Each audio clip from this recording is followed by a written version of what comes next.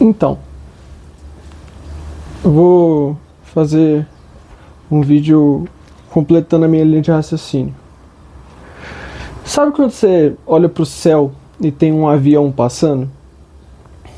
Tipo, bem lá no alto. Quando o avião tá mais baixo é meio difícil de ver isso.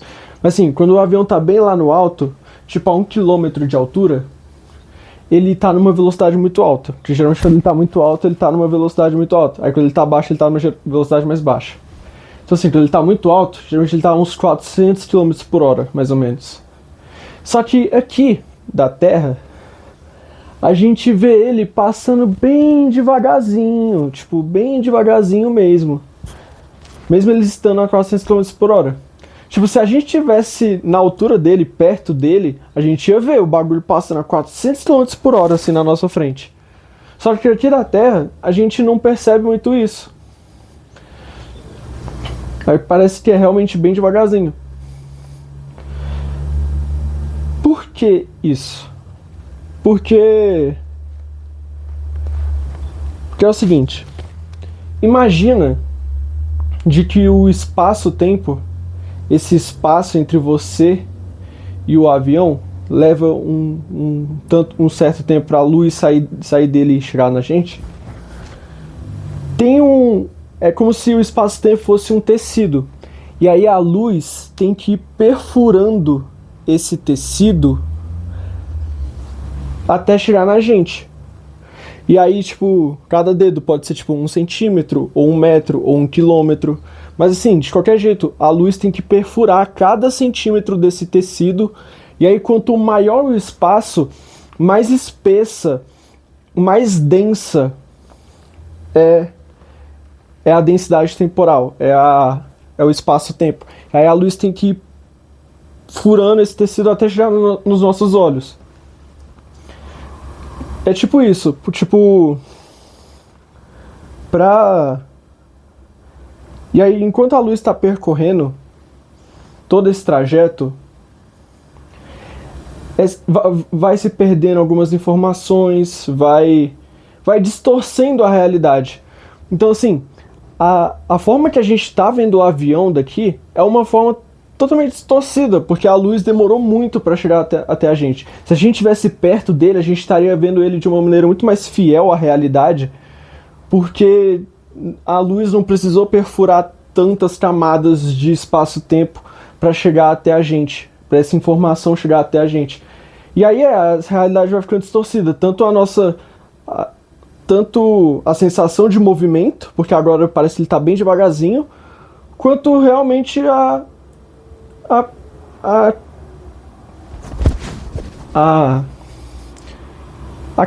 a forma clara que a gente vê ele, né? Inclusive, isso tem até a ver com RGB, com LED RGB. Tipo, um LED RGB, ele é Red, Green, Blue, que é vermelho, verde e azul. Só que quando a gente olha ele de longe, parece que ele é branco, ou parece que ele é qualquer outra coisa que ele quer mostrar lá. Mas se a gente fosse olhar ele microscopicamente, você realmente veria um LEDzinho azul, um LEDzinho verde e um LEDzinho vermelho. Entendeu? Então, assim, a distância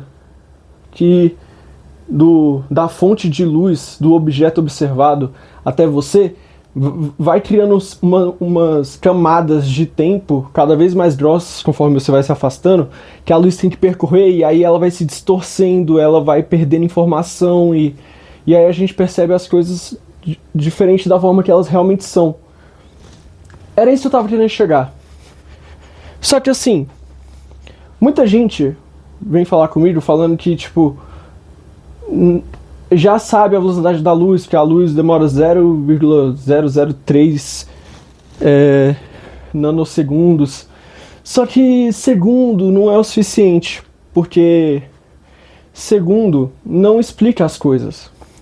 Segundo, foi uma maneira que nós humanos achamos de explicar o tempo para as pessoas, porque com base na rotação da Terra do Sol, né? Com base nos dias. Então, tipo assim, segundos são baseados em minutos, são baseados em horas, são baseados em dias, são baseados em semanas, são baseados em meses, são baseados em anos, são baseados em décadas, são baseados em... E assim por diante. Então, ficar falando de segundo para o universo não é relevante, não é interessante. Porque o universo, não sabe o que é um segundo? O universo não se importa com a rotação da Terra. Então, para o universo, o que importa realmente são Plancks.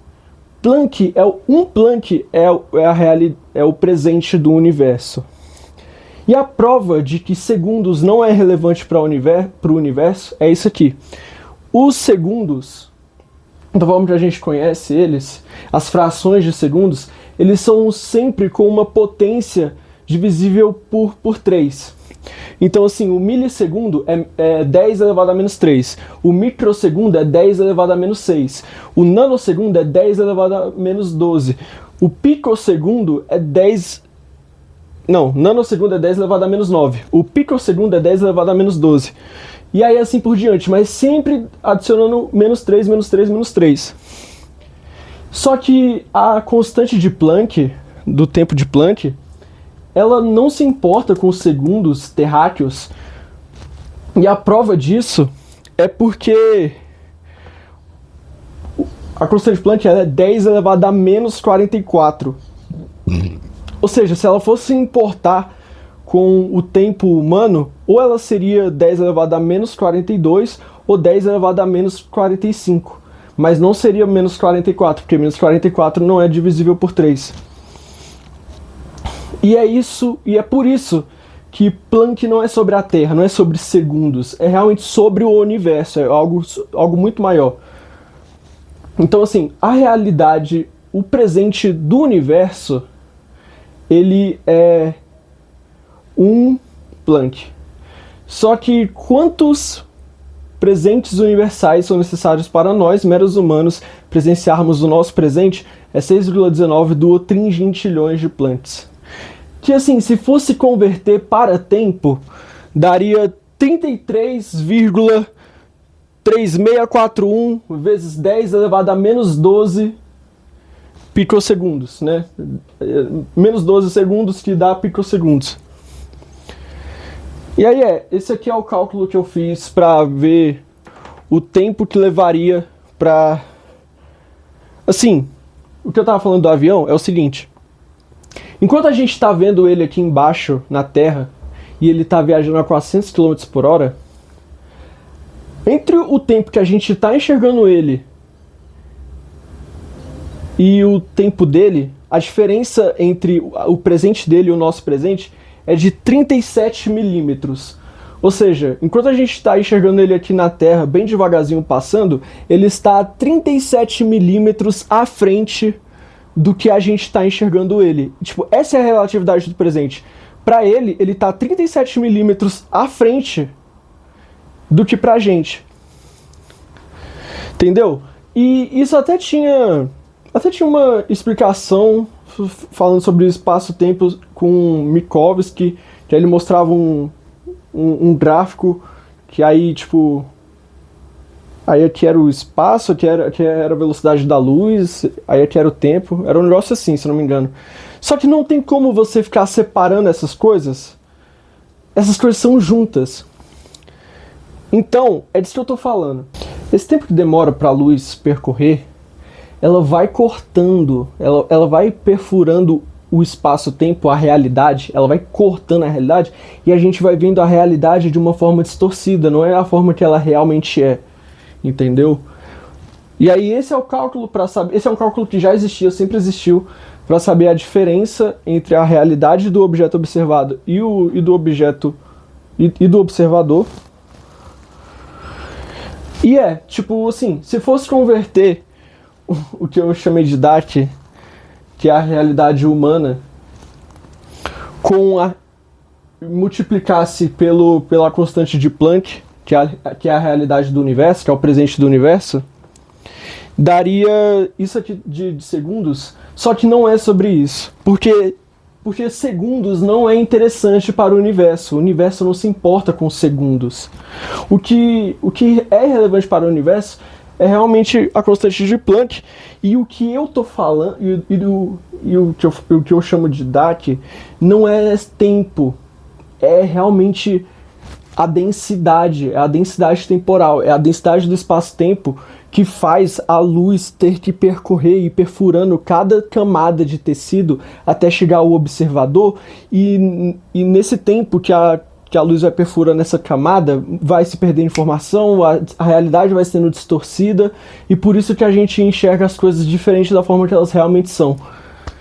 Mas assim, tudo isso que eu falei, que eu usei um avião como referência, isso aqui é tudo um cálculo mais simples, porque eu tô me referindo a um avião como se ele de fato estivesse a 90 graus da gente, tá ligado? Retinho aqui na nossa frente, bem acima da nossa cabeça aqui. Só que o cálculo ele complica mais quando envolve angulação, tá ligado? Se ele estiver tipo na horizontal e tal, também começa a demorar, começa a ficar mais complicado quando, por exemplo, se ao invés de ser um avião, fosse um asteroide. Um asteroide, porque se você estivesse observando um asteroide, considerando que você está aqui na Terra, você também teria que levar em consideração a rotação da Terra. Mas isso também tem aplicações mais microscópicas, como por exemplo, você está na Fórmula 1, está assistindo uma corrida na Fórmula 1, e aí o carro da Fórmula 1 vai passando. Tipo, realmente tem diferença entre o presente do piloto e o presente de você assistindo aqui. Assim, quando você ainda tá vendo ele aqui, no presente do piloto, talvez ele esteja, tipo, no diâmetro de, sei lá, uma unha, tipo, de largura, tipo, na frente, tá ligado? Tipo, questão de milímetros na frente. Tipo, essa é a percepção de realidade distorcida que você tá enxergando de longe. E essa é realmente a diferença entre o seu presente e o presente do objeto observado, tá ligado? Isso tem, tipo, aplicações tanto microscópicas, como isso que eu falei, quanto macroscópicas. No caso de um avião, o avião ainda é meio microscópico, né? Mas como por exemplo de uma estrela cadente, que a estrela cadente que é um meteoro, né? Que ele passa assim, aí enquanto você ainda tá vendo ele aqui na direita, talvez ele ainda já esteja aqui ele já esteja na esquerda, porque como ele tá muito longe, muito mais que 1 quilômetro, a gente nem sabe exatamente que distância ele tá, né? A princípio. Então assim, realmente, enquanto a gente tá vendo ele aqui na direita, talvez ele já esteja na esquerda. E assim, suponhamos que ele tá entrando no nosso campo de visão. Tipo, aqui ó, tá vendo aqui a minha mão, aqui a minha mão entrando aqui ó? Tipo, enquanto você tá vendo aqui minha mão entrando, como se fosse um meteoro, na verdade a minha mão já tá aqui. Mas pra nós que ainda tá observando, ela ainda tá entrando, tá entendendo? É disso que eu tô falando. Tudo isso aqui que eu tava querendo mostrar era sobre isso. E... cara, eu acho que era isso que eu queria falar. Eu realmente acho que era isso que eu queria falar. Deixa eu mostrar melhor aqui os cálculos para vocês verem. Tipo, esse aqui é a distância dividido pela velocidade da luz, que dá isso aqui de segundos. 400 km por hora dá uma dízima periódica de 1 metros por segundo. E aí se você multiplica isso aqui por isso aqui, multiplicar a velocidade pelo tempo, você encontra ΔX. ΔX é a diferença entre a realidade do que o boneco está enxergando e a realidade do avião, que é 37 milímetros. E aí é isso que eu tô falando, tipo, densidade é diferente do tempo. Você até pode pegar a minha densidade e traduzir em tempo, que aí daria isso aqui. Mas não é sobre isso, é porque é realmente dois conceitos diferentes. Isso aqui é densidade temporal e isso aqui é tempo. E isso aqui não é relevante para o universo. A densidade temporal é. Quer dizer, mais ou menos, mas é. E aí tipo, aqui é as frações de segundos que eu tava mostrando. É isso. Tipo, era isso que eu queria mostrar. E agora eu vou fazer um outro vídeo explicando algumas coisas. É mais um desabafo.